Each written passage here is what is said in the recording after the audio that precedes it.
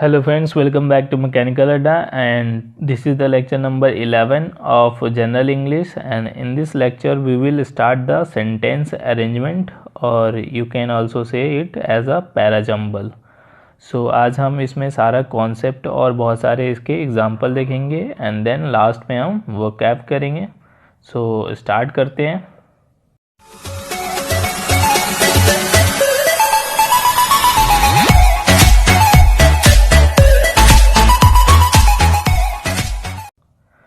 So starting with basics, first question is what are parajumbles, यानी parajumbles आखिर होते क्या हैं.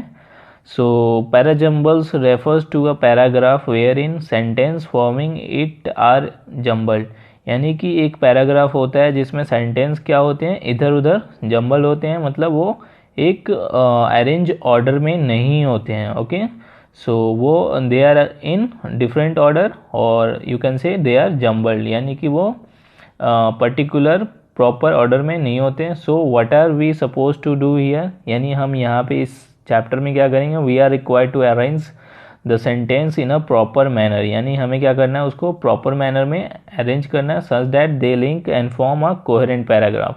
What is meaning bye coherent paragraph? That's paragraph which have proper meaning.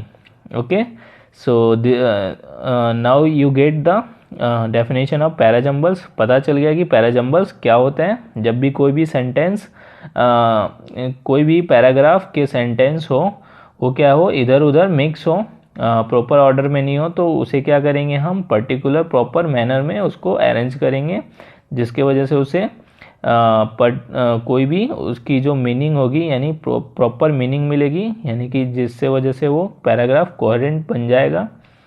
So now skills you need to solve parajumbles question, यानी क्या skills चाहिए parajumbles question को solve करने के लिए.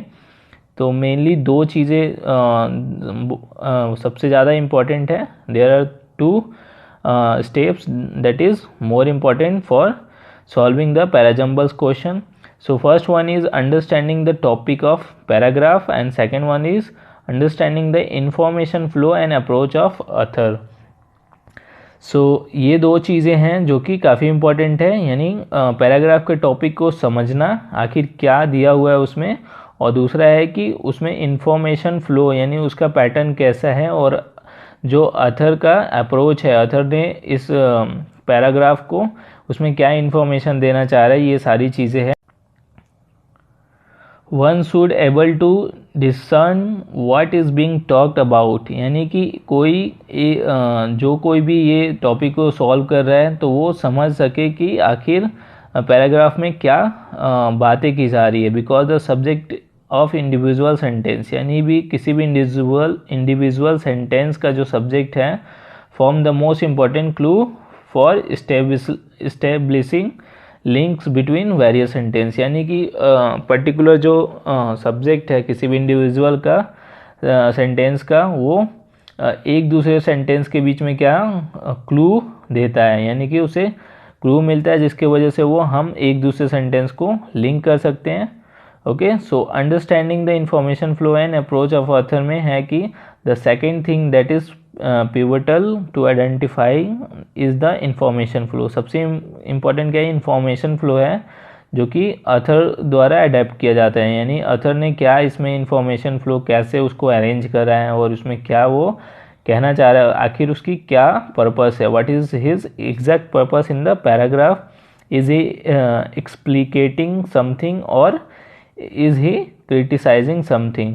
तो इन दोनों में से वो क्या करना चाह रहा है, क्या कहना चाह रहा है. Being able to identify his purpose in the paragraph will obviously help us to establish the order of sentence. Okay, तो ये सारी चीज़ें वो क्लियर करना चाह रहे हैं कि इसी पर्पस से, अगर ये सारी चीज़ें अगर हमें पर्पस इसका पता चल जाए, तो इसके वजह से हम ईजिली हम जो सेंटेंस का ऑर्डर है वो सही कर सकते हैं. ओके, सो अब देखते हैं जो नेक्स्ट है, वो है going through the 5 tricks here, यानी कि हमें 5 ट्रिक्स सीखेंगे जिसके वजह से हम जो पैराजम्बल्स के क्वेश्चन है वो फटाफट कर सकते हैं. तो ये काफ़ी इम्पोर्टेंट है, और जो फर्स्ट ट्रिक है वो सबसे ज़्यादा इम्पोर्टेंट है, बिकॉज इसी से स्टार्ट होता है हमारा. सो फर्स्ट ट्रिक जो है वो है आइडेंटिफाइंग द ओपनिंग सेंटेंस, यानी जो ओपनिंग सेंटेंस है, फर्स्ट सेंटेंस जो होगा पैराजंबल का, उसे आइडेंटिफाई करना ही सबसे इम्पॉर्टेंट थिंग है, ठीक है। सो ये एक बार पता चल गया तो हम सारी चीज़ें पूरा सेंटेंस ऑर्डर में धीरे धीरे कर पाएंगे। So first thing that you need to do is to identify the opening sentence of paragraph. If you can do that, then you will able to fix at least one sentence in its position. यानी कि अगर हम किसी अगर इस paragraph से हम opening sentence को अगर आइडेंटिफाई कर पाएंगे तो उसके बाद क्या कर सकते हैं, हम एटलीस्ट एक सेंटेंस को हम उसके पोजीशन में कर सकते हैं।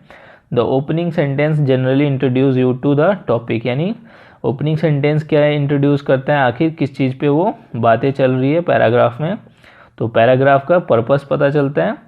ओके, सो ओपनिंग सेंटेंस को कैसे पहचाने, इसका ये जानना ज़रूरी है। यानी ओपनिंग सेंटेंस अगर हम पहचानना है किसी भी एग्जाम्पल में, then how can we identify, तो इसके लिए कुछ चीज़ें हैं जो कि ओपनिंग सेंटेंस को आइडेंटिफाई करने में मदद करेगी। It will help us to identify the opening sentence.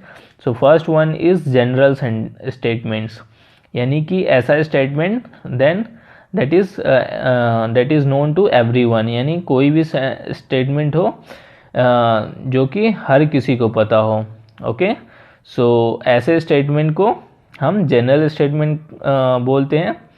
सो उसमें क्या होगा, हम जनरल स्टेटमेंट को कैसे पहचानेंगे, सबसे इम्पोर्टेंट चीज़ होगा कि जो उसमें नाउन हमेशा गिवन होगा, ठीक है। उसमें क्या गिवन होगा, हमेशा नाउन होगा। मोस्टली क्या होगे, सब्जेक्ट में दिया होगा। Okay, as a subject noun use होगा। यहाँ जो सेंटेंस स्टार्ट हो रहा हो या तो वंस हो या ओवर हो या मोस्ट से स्टार्ट हो रहा हो, तो इस टाइप के सेंटेंस जो कि जनरल सेंटेंस हो सकते हैं, तो ये पहली चीज़ होगी। ओके, अगर ये नहीं होगा ऑप्शन में, अगर जो कि हमारा ओपनिंग सेंटेंस होगा, if this are not given then there should be a universal sentence. Okay, so universal sentence आपको पता है, you know the about universal sentence that for example the sun sets in west, तो यानी ये क्या है, ये यूनिवर्सल ट्रूथ है, तो ऐसे सेंटेंस को बोलते हैं। तो ये हमेशा ज़्यादातर ओपनिंग सेंटेंस में ये रहता है। ओके, सो अगर ये दोनों नहीं होगा, first second, then there should be a sentence which is related to starting of some incident, यानी कोई भी चीज़ का स्टार्टिंग होना वो दिखाया होगा अगर सेंटेंस में, तो ये भी ओपनिंग ऑफ सेंटेंस हो सकता है। ओके, तो ये तीन चीज़ मदद करेगी हमें ओपनिंग सेंटेंस को आइडेंटिफाई करने में। और एक चौथी चीज़ है जो कि है ऑप्शन। ओके, सो ऑप्शन भी हमें हेल्प करेगी। सो कैसे हेल्प करेगी, आगे एग्जांपल में बताऊंगा। How options can also help us to identify the opening sentence. Okay, so अब नेक्स्ट है इसके बाद identify the closing sentence. So जैसे हम ओपनिंग सेंटेंस को इजीली पहचान सकते हैं, तो क्लोजिंग को भी हम वैसे ही पहचानना ज़रूरी होगा, क्योंकि क्लोजिंग में क्या होता है कि जो सेंटेंस होते हैं वो पूरे पैराग्राफ को क्या करता है, कंक्लूड करता है। तो इस तरह से हम कंक्लूजन के बेसिस पे हम जो हमारा पैराग्राफ होता है we can identify as a closing sentence. Okay, so this is actually logical extension of the above point only and forms a continuation of the same. Okay, so next one is identifying the mandatory pairs. Okay, so ये भी काफ़ी important है। ये mainly क्या होते हैं, pairs middle में होते हैं। सो ये पेयर्स को पहचानना भी काफ़ी इम्पोर्टेंट होता है। लाइक पेयर्स कैसे हो गए, अगर कोई क्वेश्चन एक सेंटेंस में क्वेश्चन पूछा गया और फिर उसके बाद उसका आंसर भी है, या एक दूसरे से रिलेटेड है, या कोई भी चीज़ है वो दो पार्ट में दिया हुआ है और अलग अलग जगह दिया हुआ है, यहाँ कंजक्शन से रिलेटेड हो, जॉइन हो, तो ऐसे सेंटेंस के जो कि पेयर के फॉर्म में होंगे तो उनको भी हमें आइडेंटिफाई करना इम्पॉर्टेंट है। One of the most important method to solve a parajumble is by the way of identifying the mandatory pairs. These are basically grouping which will occur in a defined order. Once you identify such pair, all you need to do is को relate them with answer option. Okay, so इससे क्या होगा, question जो होगा वो solve हो जाएगा. The question will be solve. Okay, so now moving to our fourth types, that is identifying the transition words. Transition words को आइडेंटिफाई करना इम्पॉर्टेंट है. सो ट्रांजिशन वर्ड क्या होते हैं? Transition words imply a shift from one idea to another idea in a paragraph. यानी किसी भी idea को क्या करता है, एक आइडिया को दूसरी आइडिया में शिफ्ट करता है. दे फंक्शन लाइक लॉजिकल कनेक्टर्स इन सेंटेंस, यानी कि वो लॉजिकली तरीके से सेंटेंस को क्या करते हैं, कनेक्ट करते हैं. सो कुछ एग्जाम्पल्स हैं जो कि ट्रांजिशन वर्ड्स में काउंट होते हैं, तो वो है also, again, as well, besides, furthermore. तो ये बहुत सारे सेंटेंस हैं जो कि आपको ध्यान रखना है. ये भी सेंटेंस हो सकते हैं, तो इसके वजह से आपको ऐसे वर्ड को फाइंड करना इम्पोर्टेंट है, आइडेंटिफाई करना इम्पोर्टेंट है जब आप क्वेश्चन करेंगे. Okay, so last one is our pronoun antecedents. Okay, how to identify the pronoun antecedents.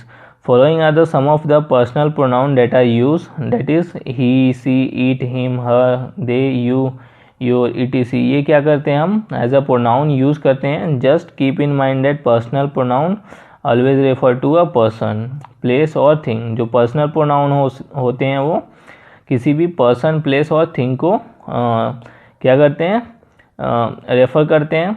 Therefore, the use of personal pronoun in a sentence can imply that the person or thing can be referred to was mentioned in the previous statement. यानी इससे क्या पता चलता है कि अगर वो किसी भी सेंटेंस में यूज़ हो रहे हैं तो इसका मतलब है कि उसे प्रीवियस स्टेटमेंट में उसकी बात चलाई जाएगी. Okay, you would be realize by now what would do so for so you. Obviously this can be provide us with all important mandatory pair. इसके वजह से हमें ये जो वर्ड हैं ये ज़्यादातर यूज़ होते हैं और इन सब की वजह से क्या हमें मैंडेटरी पेयर आइडेंटिफाई करने में हेल्प मिलती है. तो ये सारी चीज़ें हमें यूज़ करना है. Okay, so final tip is makes your practice para jumble regularly and do not leave your preparation to the tips alone. So इसको प्रैक्टिस करना सबसे इम्पोर्टेंट है पैराजम्बल्स को. ओके, सो अब हम स्टार्ट करते हैं क्वेश्चन से. Now we are starting with question. So here there are 5 sentence given and we have to arrange, और यहाँ पे ऑप्शन भी दिए हुए हैं. ओके, सो सबसे पहले बताया था कि इसमें से क्या फाइंड करना है. First is we have to find the opening sentence. okay, so opening sentence में find करेंगे कि is there, first क्या है, general statement. okay, so is there any general statement. तो सबसे पहले देखेंगे कि हम पहला opening sentence क्या मिल सकता है हमें. ओके, सो हमें ई तो नहीं मिलेगा, इतना तो पता चल गया यहाँ से. E will not be opening sentence from the option. Okay, so हम ऑप्शन को कैसे यूज़ करेंगे ये भी इम्पॉर्टेंट है यहाँ पे. अब हमारे पास 4 ऑप्शन है ओपनिंग सेंटेंस के लिए, बट 4 में से सबसे पहले मैं पढ़ता हूँ in simpler terms. It is the Indian version of Razzies. So ये तो पहली चीज़ है कि यहाँ पे प्रोनाउन दिया हुआ है तो ये ओपनिंग सेंटेंस नहीं हो सकता. द थर्ड, गोल्डन केला विल बी होस्टेड. ओके, सो ये क्या, ये कंक्लूडिंग सेंटेंस है. कोई भी चीज़ आगे की बात हो रही है, फ्यूचर की, और यहाँ पे भी क्या स्टार्ट हो रहा है, it created in order to ridicule the bad performance. तो ये पहले कोई चीज़ बात हो चुकी है, उस पर डिस्कस हो रहा है. Okay, so our opening sentence will be the golden Kela is held each year where awards are given for the year worst in Bollywood. Okay, so यहाँ पे क्या है, हमारा नाउन है, ये गोल्डन केला अवार्ड्स का नाम है. So this is noun. So therefore our opening sentence will be D. So यहाँ से क्या पता चलता है कि यहाँ पे जो opening sentence D है वो सिर्फ एक ही ऑप्शन में है. तो हमारा तो ये 3 option, the all rest of 3 option will be cancelled and we can get the correct answer from opening sentence only. okay, so यहीं से हमें जो आंसर करेक्ट है वही मिल गया. इसके बाद हमें देखने की ज़रूरत नहीं है. इसके बाद जो सही आंसर होगा वो ए होगा. The golden Kela is held each year where awards are given for the year worst in Bollywood. Okay, in simpler term it is the Indian version of Razzies.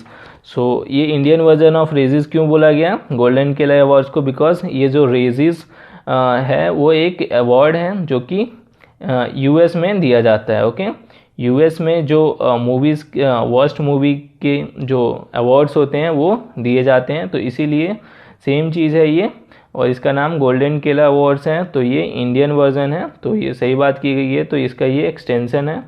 Therefore A will be next sentence. Now अब हमें third कैसे पता चलेगा? तो already तो हमें यहाँ से पता है. ओके, तो ई सी बी, तो ई है तो it was created by the random magazine Indian longest running human magazine in the year 2009. तो ये यहाँ से स्टार्ट हुआ है. और उसके बाद क्या है, जो हमारा कंक्लूडिंग है वो बी है, पता है, क्योंकि ये सेंटेंस को कंक्लूड कर रहा है, फ्यूचर के बारे में बता रहे हैं. और उससे पहले क्या है, सी है, इट वाज. और ये क्यों क्रिएट किया गया था ये अवार्ड, इस बारे में ये डिस्कस हो रहा है. ओके, सो सबसे मेन चीज़ है कि हम ऑप्शन के थ्रू इसका आंसर निकाल सकते हैं काफ़ी तेज़ी से. हमें सभी सेंटेंस को पढ़ना ज़रूरी नहीं है. We don't require to read all the sentence, we can eliminate by option only. Okay, now moving to next question. Our next question is environment education unit of centre. तो यहाँ पे क्या है कि सबसे पहले तो यहाँ पे हमें इन्वायरमेंट एजुकेशन यूनिट, यानी हमें क्या मिल गया, यहाँ पे नाउन मिल गया और ये टॉपिक भी मिल गया. यानी कि जो हमें ये पूरे पैराग्राफ में जो चीज़ के बारे में बताया जाएगा वो यही है, इन्वायरमेंट एजुकेशन है. ओके, सो हम इसी यहीं से कह सकते हैं ए विल बी आवर स्टार्टर, यानी कि जो स्टार्टिंग सेंटेंस है वो हमारा ए हो गया. अब यहाँ पे क्या है, ए जब स्टार्टिंग सेंटेंस होगा तो ए के लिए दो ऑप्शन है, तो ये दोनों तो पहले कैंसिल हो गए, बी से स्टार्ट हो रहे हैं. अब नेक्स्ट क्या होगा, यहाँ पे बी है और यहाँ पे सी है. ओके, सो नेक्स्ट क्या होगा, इसके लिए बी होगा या सी होगा. हमारे पास दो ऑप्शन है, we have only two option for next one. So here it is given their new publication on the subject is an attempt to lend teachers helping hand. So ये इसी के बारे में बात हो रही है कि जो environment education unit of centre for science and environment has always been working toward providing easy to understand reading material. Their new publication on the subject is to attempt the lend teachers a helping hand. तो ये इसका extension है, first जो sentence है इसका extension है, यानी इसी चीज़ के बारे में डिस्कस हो रहा है. जो न्यू पब्लिकेशन आई है वो टीचरों के हेल्प के लिए बनाया गया है. और इसके बाद जो है वो नेक्स्ट सेंटेंस है, it unfolds in two section, climate change, how to make sense of it all and natural resource. तो ये दोनों एक दूसरे से लिंक्ड है, ये पेयर है, तो इसको कपल सेंटेंस भी बोल सकते हैं. तो सी और डी क्या होंगे, एक साथ आएंगे. तो इन दोनों में सी और डी कहाँ है एक साथ, यहाँ पे तो है ही नहीं, तो ये ऑप्शन कैंसिल. इन देयरफॉर ये सी ऑप्शन जो होगा वो सही हो जाएगा. Here C option will be correct because C and D are couple sentence और ये एक साथ होंगे. सो हमारा ये ए से तो स्टार्ट हो रहा था बट सी और डी एक साथ नहीं है. और इसके बाद बी भी आ रहा है, तो बी भी हमारा यहाँ पे फिट नहीं हो रहा. So our option will be option number C. Okay, now moving to next one. Next one is they fled to the higher ground. Soon the floods retired and villagers were able to return. The river overflow its bank. The rain fell steadily for several days. The terrified villagers abandoned their homes.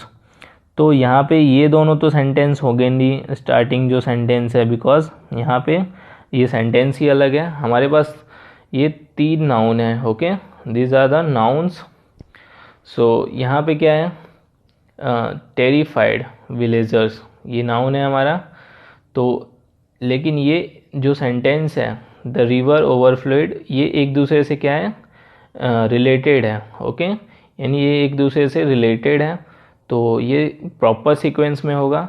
तो proper sequence में कैसे होगा ये, इसकी meaning से हमें पता चलेगा, क्योंकि the rain fail steadily for several days, अगर रेन बहुत दिन तक होती रहेगी बारिश, तो क्या होगा, the river overflowed is bank, यानी कि जो रिवर होगी वो ओवरफ्लोड होने लगेगी किनारे तक बिल्कुल, और इसके वजह से क्या होंगे, the terrified villager abandon their homes, यानी कि जो भी गांव के होंगे वो अपने घर छोड़ के दूसरी जगह जाएंगे। ओके, सो ये प्रॉपर वे में क्या है, पहला जो होगा ये होगा, दूसरा ये होगा और तीसरा ये होगा। तो सबसे पहले डी ऑप्शन पहला क्या है, तो यहाँ पे कितने ऑप्शन हैं जिसमें डी है, सी है और बी है, तो ये दोनों ऑप्शन कैंसिल हो गए। D and A R incorrect because our starting sentence is D here. Okay, so we have left with two option now. तो जैसा कि पता है कि D के बाद क्या आएगा, जब बारिश होगी बहुत दिनों तक तो क्या होगा, पहले पानी भरेगा तभी लोग जाएंगे घर छोड़ के, तो पानी भरेगा मतलब C होगा, तो D के बाद C है और यहाँ पे क्या है, D के बाद E है, तो E नहीं होगा। सो इस वजह से हमारा जो ऑप्शन है वो कौन सा मैच करेगा, DCEAB, यानी कि ऑप्शन नंबर सी हमारा सही हो जाएगा, ये भी रॉन्ग हो जाएगा क्योंकि इसका प्रॉपर सीक्वेंस नहीं है। Okay, so now moving to next one. Next is this despite India huge population, तो ये सेंटेंस तो स्टार्टिंग बिल्कुल नहीं होगा, 10 से स्टार्ट हो रहा है। During the British period also cricket remain popular in India, तो यहाँ पे जो चीज़ बात की गई है ऑल्सो, यानी इससे पहले कोई भी बात हो चुकी है, तो इसलिए ये भी स्टार्टिंग का नहीं होगा। नाउ, तो यहाँ पे ये प्रोनाउन है और यहाँ पे हाउएवर यूज़ हुआ है। सो हाउएवर यूज़ होता है हमेशा लास्ट में। सो जो नाउन है वो कहाँ यूज़ हो रहा है, वो ये यूज़ हो रहा है और इसी चीज़ के बारे में पूरा डिस्कस हो रहा है। So our starting sentence will be C. Okay, so सबसे पहले हमारा सी होगा, तो हम यहाँ पे क्या करेंगे, सी को सर्च करेंगे पहले ऑप्शन में, तो सी को सर्च करेंगे तो सिर्फ एक ही ऑप्शन है, ये है ही नहीं, ये भी नहीं है, ये भी नहीं है, तो यहाँ पे आगे पढ़ने की ज़रूरत नहीं है, वो we don't require to read further more. तो यहाँ से हमारा आंसर आ जाएगा CBEAD। इसके बाद जो होगा वो बी होगा क्योंकि ये इसके बारे में ही बातें हो रही है, उसके बाद ई हो जाएगा, देन ए हो जाएगा, देन लास्ट में डी हो जाएगा। ओके, लास्ट का जो सेंटेंस है, it is time our government and corporate fraternity pay due to attention to other games sports and we redeem our national pride in Olympic games. तो ये क्या है, कंक्लूडिंग सेंटेंस है, तो ये सबसे लास्ट में होगा। Okay, so now moving to our vocab section. So आज वोकैब में कुछ रूट वर्ड्स देखते हैं। So first root word start करते हैं, हेक्स और हेक्सा। तो हेक्स और हेक्सा का मीनिंग होता है 6। तो हेक्सागन एक वर्ड है जिसका मीनिंग होता है शेप विथ 6 एंगल्स और साइड्स। तो हेक्सागन कुछ ऐसे होता है, आपको पता है। सो यहाँ पे क्या है, 6 एंगल है और 6 साइड्स हैं। ओके, सो 6 एंगल्स हैं और फिर क्या है, 6 साइड्स हैं, तो ये ध्यान रखना है। Next one is histo. Okay, so histo is meaning होता है टिश्यू। हिस्टोलॉजी का मतलब होता है study of microscopic structure of tissue. Histochemistry का मतलब होता है study of chemical constitution of cell and tissue. And इसके बाद है नेक्स्ट होमो और होमियो। तो इसका मतलब लाइक अलाइक और सेम होता है। सो होमोजीनियस का मतलब क्या होता है, homogeneous means the same nature of kind, of the same nature of kind. और होमोनिम का मतलब होता है साउंडिंग अलाइक, एक जैसा साउंड करना। And then homeopath means a therapy that is based on the treating same with same. Okay, our next one is root word is hydro. Okay, so hydro means क्या होता है, liquid यानी water होता है। So hydrate means water को add करना, adding water. Hydrophobia means intense fear of water, water से fear होना। इसके बाद है hydroponics, that means growing plants in a liquid nutrient solution. The last one is hydraulic, operated by the force created by liquid. Okay, then moving to next one is counter. Next one root word is counter. Counter means opposite, contra, opposing. So counteract means to oppose the effects of an action. किसी भी action को counter करना, oppose करना, उसको बोलते हैं counteract. Then it is countermand. Countermand means to cancel a previous order. किसी भी प्रीवियस ऑर्डर को कैंसिल करने को बोलते हैं. देन है काउंटर ऑफेंसिव. तो काउंटर ऑफेंसिव का मतलब है attack against an attack. Attack के खिलाफ अटैक करना को बोलते हैं हम काउंटर ऑफेंसिव. देन इसके बाद है नेक्स्ट रूट वर्ड है वो क्रेनियो है. Cranio means skull. So craniology means the study of skull characteristic. Cranium means skull of vertebrates and cranial means pertaining to the skull. Okay, so now moving to our next one. Next one is cred. Cred means believe. So credence means belief that something is true or valid. Okay, so belief that something is true or valid. इसके बाद है credulous. Credulous means believing things too easily, believable. So किसी भी चीज़ को आसानी से believe करना उसको बोलते हैं क्रेडुलस. और इसका जो एक और वर्ड है गुलीबल भी बोलते हैं, यानी कोई इंसान जो इजीली क्या हो जाए, किसी के बातों में आ जाए. ओके, सो इसके क्रेडुलस के यहाँ पे सिनोनिम्स भी दिए हुए हैं. Our next root word is crypto. Crypto means hidden और secret. So cryptic means hidden meaning. Cryptography means science of secret codes and encrypt means encode into secret code. Okay, so now moving to next root word, that is juven. Juven means young. Okay, so juvenile means youthful or childish, and rejuvenate means to bring back to the youthful strength and appearance. Okay, and next is kilo. Kilo means 1000. So therefore kilobytes, that is 1000 byte. Kilometer 1000 meter. Kilogram 1000 gram. Okay, this is simple, you know. And then next is kine और काइनेट और mat. So here इसका मतलब होता है motion होता है और division होता है. सो काइन मीन्स काइनेटिक्स बन सकता है, so study of force of motion. और इसके बाद है साइकोकाइनेसिस. साइकोकाइनेसिस और telekinesis mean the ability to move object with your mind. Okay, next is cinematography यानी motion picture making. Motion picture making को बोलते हैं cinematography. Okay, and the last our root word is work. And work में lab means work होता है. और इसका जो वर्ड्स हैं वो हैं collaborate, that is work with person. Elaborate, to work out the details. And laborious, that means requiring a lot of hard work. Okay, so collaborate के यहाँ synonyms दिया हुआ है, देख सकते हैं आप. Okay, so thanks for watching friends. अब मिलते हैं नेक्स्ट वीडियो में. Bye bye.